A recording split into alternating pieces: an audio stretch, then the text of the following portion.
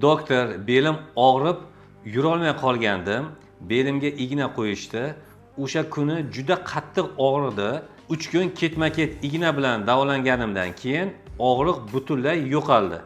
Haligacha umuman og'rimayapti. Sizga kattadan-katta rahmat. Igoterapiya tabiiy yo'l bilan davolanganda haqiqatan ham kasalligingizni 3 yildan 5 yilgacha bo'lish kerak bo'lganligini bir qo'zg'atib oladida va yo'qoladi.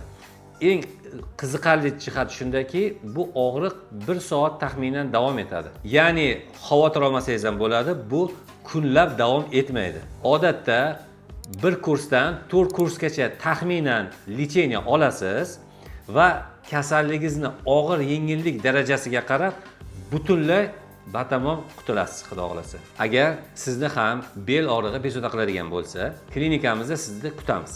Sizga yordam berishdan boshim osmonga yetadi.